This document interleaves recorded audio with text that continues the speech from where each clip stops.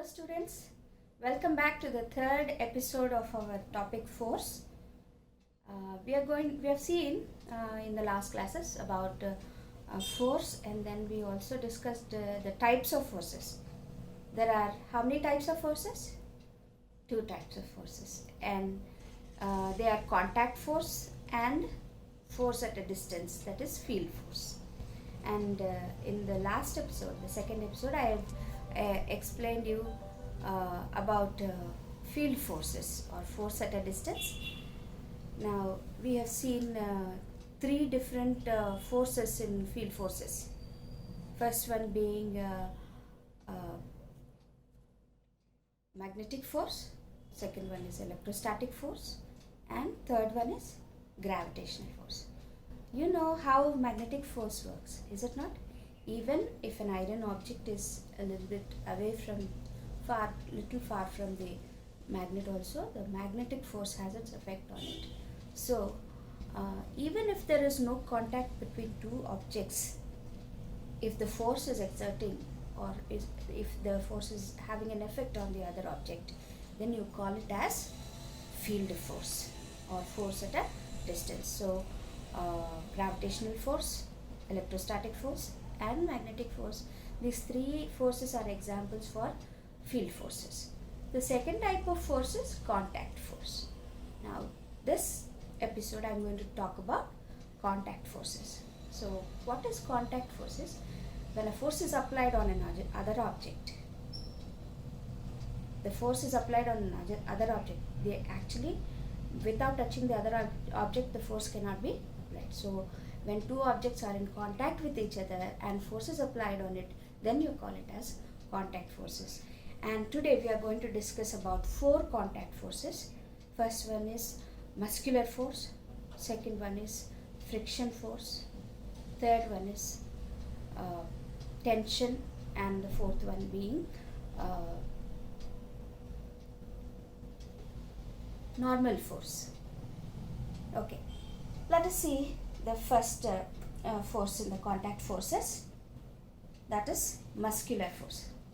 Now every day in the morning when we get up till the time we reach the bed in the night, we do many works, is it not? Like brushing, we brush our teeth, and then we walk, we run, we take bath, and then we write, we eat. So to do all these things, how can, suppose you think about one thing, suppose we are brushing our teeth. What is the force which is helping us to brush our teeth? It is the force which is present in our muscles. Our muscles and the bones will help us actually to do that work.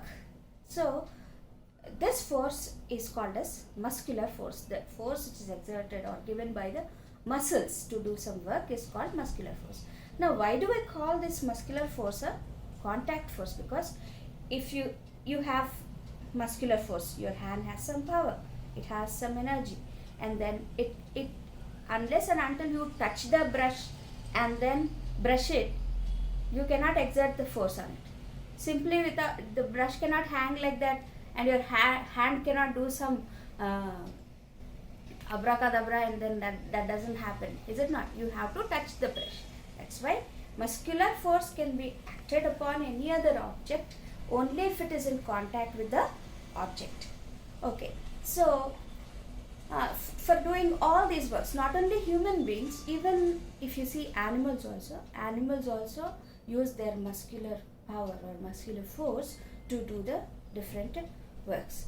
Now I want to explain you actually how these muscles work, how muscular force actually works.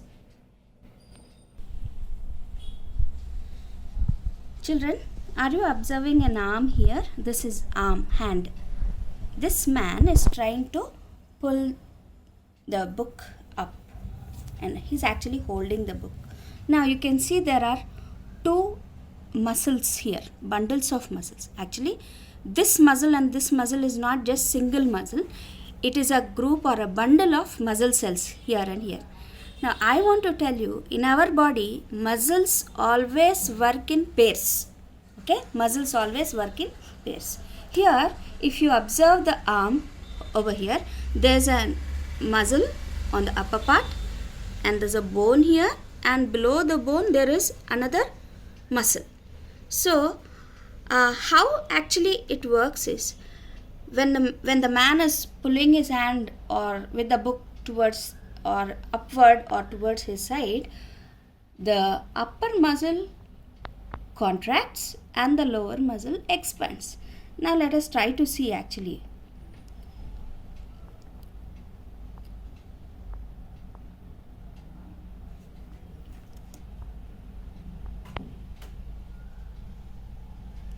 Can you see that this muscle is contracting and this is this is expanding and this is contracting.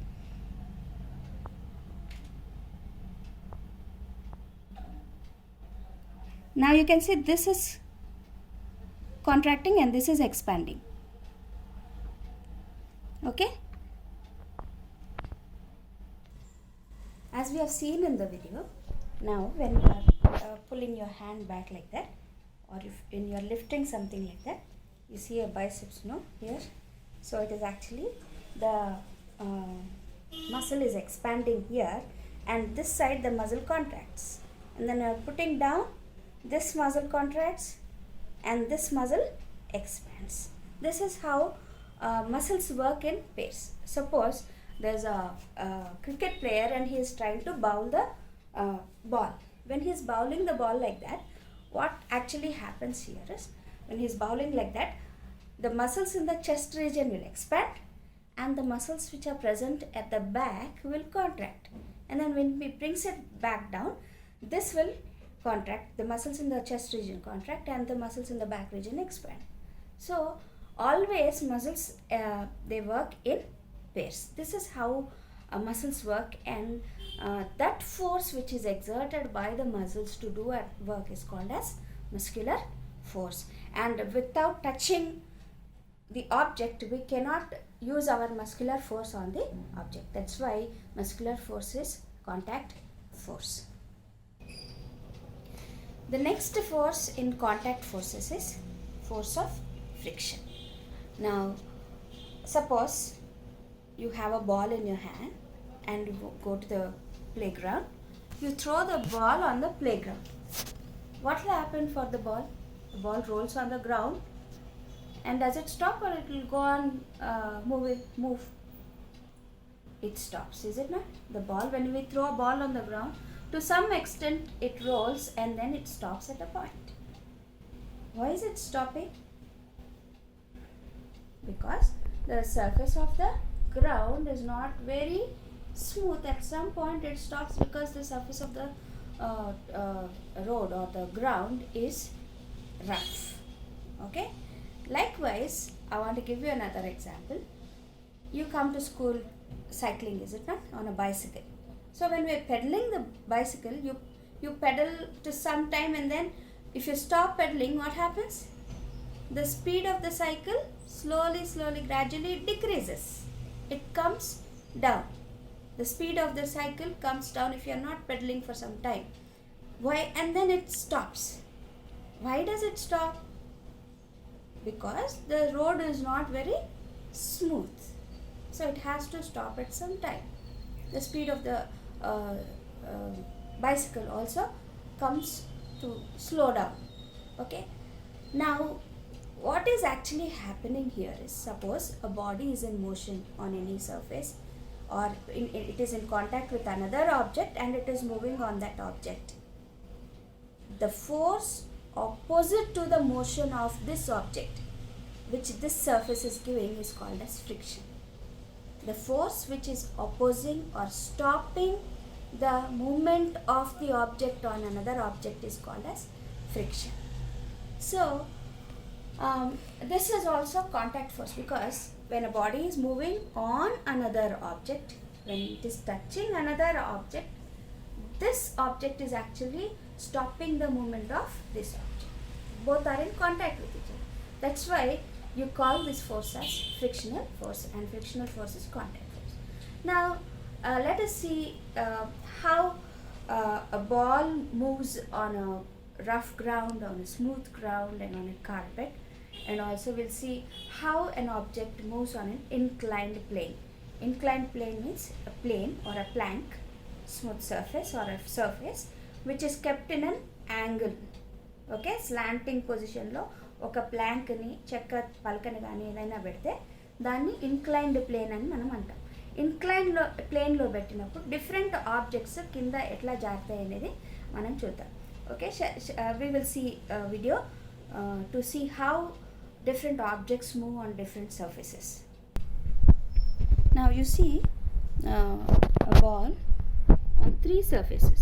This is a rough road, this is a carpet, and this is a smooth surface. Smooth tiles వేసున్నాయి కదా. So ఇది rough road, ఇది carpet, ఇది smooth surface. మూడిట్లో ball ఎట్లా వెళ్తుందో చూద్దాం. Will see how the ball moves on the three different surfaces.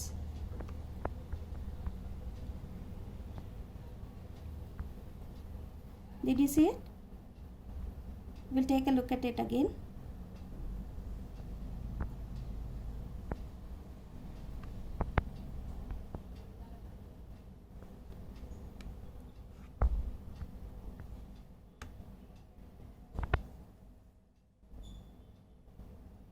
We'll see it again. Yes. Now what did you observe, children? See, the ball is in three different positions, is it not? It has moved only to some extent on the rough road. Rough road lo koncham durame velindi. Carpet meeda inkoncham duram. It went a little bit more than the rough road, and on the smooth surface you can see that the ball moved very farther. That means here the opposite force to the movement of the ball is more on the rough road, on the rough surface. Here also you can see the ball is being stopped in the middle of the carpet only, it did not move very far. That means here also friction is more. Here on the rough road the friction is yet more. Here also the friction is more. Here you see that the friction is less because the surface is very smooth and the ball has moved from here to the end of the floor, is it not? That means the friction is less here. By this we can understand that if the surface is rough, then the friction will be more, and if the surface is smooth, the friction will be less or frictional force is less. Now let us see another video. Now we see a writing pad here. The man is having a writing pad. He put a cell phone here to see at which angle he is lifting the writing pad. మనం ఒక ప్లేన్ని యాంగిల్లో పెట్టాలి కదా, దాన్ని inclined plane అంటాం. So we'll see the video, you'll understand.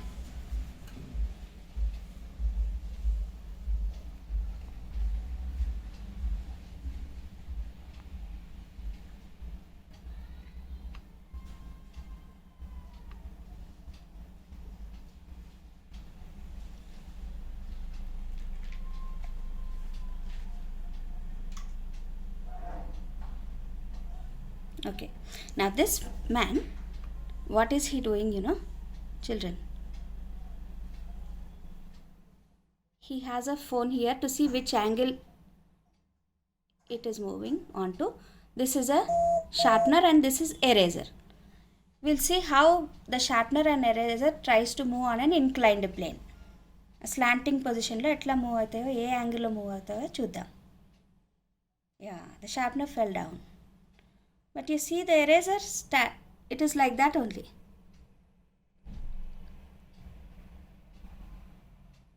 He is lifting it, it is 33 degrees now, 35 degrees now. Now it is starting to fall. Yet it is not falling properly.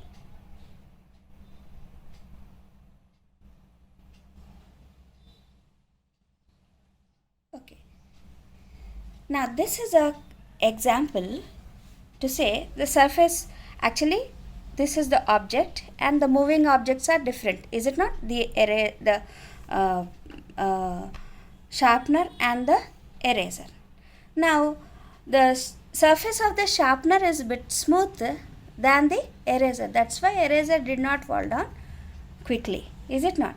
Even if any of the surfaces, either it can be the surface of the object on which it is moving or the moving object surface, any of it is rough also, the friction will be more. Friction is the resistance to the movement of a body over the surface of another body. 2. Resistance means the stopping power or something which stops. So friction force is the resistance, that means the stopping force over the movement of a body moving on the surface of another body. Now this opposite force which is given by the object which stops the movement of another object is called as friction. The next force in the contact forces is normal force. Now you see a table here and you see a book on the table. Now does the book fall down? No. Is any gravitational force acting upon the book? Suppose we'll think for a time that this table got disappeared suddenly. What will happen? The book will fall down. Why does the book fall down? The earth's gravitational force pulls the book downward. That's why this book will fall down. But now when it is on the table, it is not falling down. Even if gravitational pull is pulling the book, it is not falling down because it is supported by this table. That means the table is giving an opposite force to the gravitational force in support of the book. Okay. Now this force given by the table opposite to the gravitational force is called as normal force, and normal force is always perpendicular to the force which is actually pulling the object. You can see gravitational force is pulling the object downwards in this way, and the normal force is perpendicular to the gravitational force. So always normal force is perpendicular to the other force, and then it supports the book not to fall down. Now how much is the normal force? If you see how much normal force is acting on it. Suppose the gravitational force acting on this book is 5 newtons. Let us suppose gravitational force acting on this book is 5 newtons. అంటే 5 newtons force తో earth gravitational force బుక్ని pull చేస్తుంది అనుకుందాం అనుకోండి. Then how much is the normal force given by the table అంటే it is also 5 newtons in the opposite direction. Okay. ఎందుకు 5 newtons అంటున్నామంటే this book is at rest. It is not moving, is it not? It is neither jumping upward or it is not going downwards. It is at rest. It is at rest అంటే ఏంటంటే it means that the gravitational force and the normal force are equal but in opposite direction. Suppose gravitational force is 5 units, then normal force is minus 5 units because it is acting in the opposite direction. Now did you understand, children? Normal force is the force given or exerted on an object opposite to the gravitational force or any other force which keeps the object at rest. Let us see the definition of normal force. The normal force is defined as the force that any surface exerts on any other object. The force that any surface exerts on any other object, that is called as normal force. The next contact forces which we are going to learn is tension. Look at the figure here, children. There's a stand over there. You tied a body or a ball to the thread. So we are tying it this ball to a thread here and it is hanging there. Now does the ball fall down? No, it doesn't fall down because it is tied to a thread and this is tied to a stand. Is there any force, gravitational force acting on this ball? Yes, the gravitational force is actually pulling the ball towards it and the thread is pulling the ball upward. That's why this ball is not either falling down or moving upward, because on both sides there is force acting on this ball. Gravitational force is pulling the ball downwards, but the thread is helping it not to fall down with its force. Now, that force which is present in the string or the thread is called as tension. Did you understand, children? Tension acts upwards. From upwards, it acts on the object against the gravitational pull. Gravitational pull ki opposite ga ఈ thread లో ఉన్న force దాన్ని పడకుండా చేస్తుంది కాబట్టి ఈ థ్రెడ్లో ఉన్న ఫోర్స్నే మనం టెన్షన్ అని పిలుస్తాం. We have a small activity, children, to understand the tension or the limiting force of a thread. Limiting force of a thread అంటే ఒక తాడు లేకపోతే ఒక దారములో ఎంత ఫోర్స్ ఉంటుంది అంటే ఒక ఆబ్జెక్ట్ని గ్రావిటేషనల్ ఫోర్స్కి అందకుండా ఆపే ఎంత శక్తి ఉందో దాన్ని లిమిటింగ్ ఫోర్స్ అంటాం. That is the limiting force. So there are many threads, is it not? Some threads are, some strings are strong, some strings are weak, some are very big, some are thin. So how to know the limiting force, లేకపోతే ఒక థాడ్లో ఎంత tension ఉంది అని కనుక్కోవడానికి, to know the limiting force of the thread, we can do this activity. Now in this diagram you can see a spring balance. Spring balance weighs the weight of an object. You have a hook here and you see a thread here.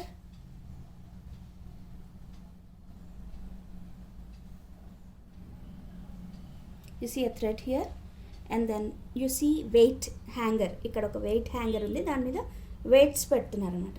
So let us see how it works.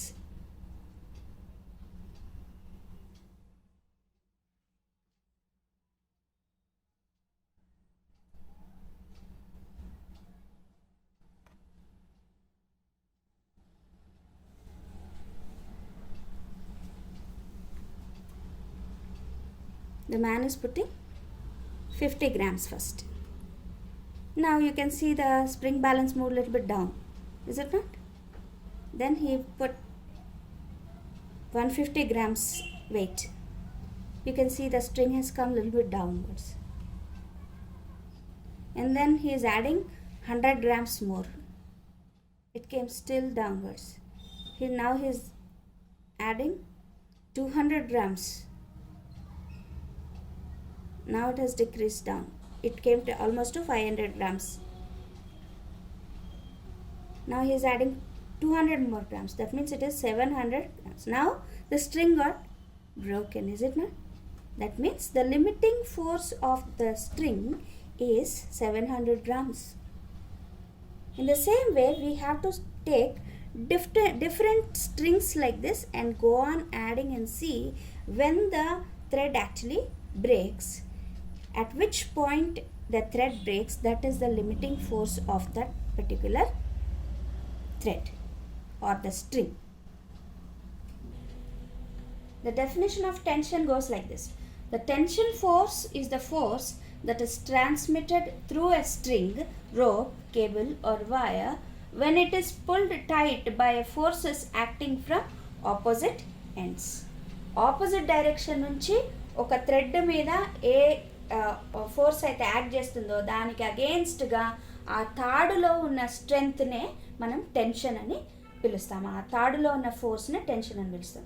Tension is the force that is transmitted through a string, rope, cable or wire when it is pulled tight by forces acting from opposite ends. So children, now we have seen 4 different forces which come under contact forces. What is the first one? Muscular force. The second one is force of friction. Third one is normal force. And the fourth one is tension. So these 4 forces we have seen now. In the next class, we will talk about net force and also effects of force on different objects. What are the different effects of force on objects? Thank you children. Have a nice day.